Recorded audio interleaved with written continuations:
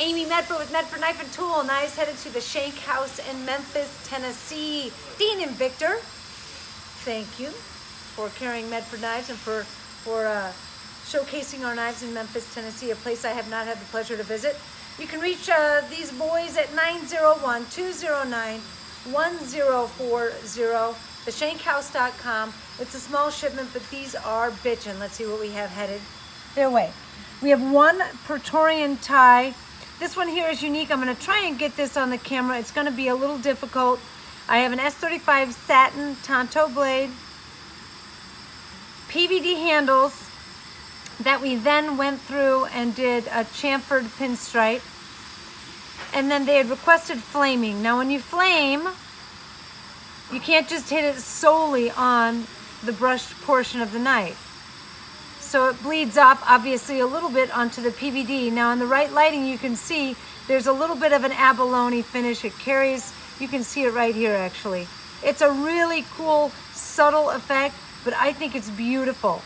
It adds a little texture and something interesting, and we have never done that before, so I just think it's a nice little perk to the knife. PVD handles, PVD breaker, flamed hardware, and brushed perimeters with flaming. And then we have 5 Fat Daddies on the table. First one is pretty straightforward.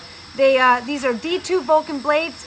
They wanted to go a little bare bones on a couple of these. So this is all tumbled. And I understand why. You know, this is one of our most expensive knives, and they want to make it a little bit more affordable so that you can dive in and get one of the thickest knives available. So the Praetorian Tie, the Fat Daddy, the full thickness Marauder, and let's see, the Viper from Old School, the FUK Flipper. Those are the knives that have the 1/4 inch thick blade, and it's expensive, and it makes sense. So they did one tumbled handle and blade, standard hardware and clip.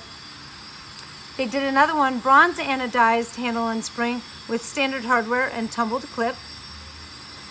And then the third kind of plain Jane, I'm gonna say, or tactical or pretty classic, is tumbled handles with PVD hardware. This is my favorite so far. I really like the PVD contrast against the tumbling.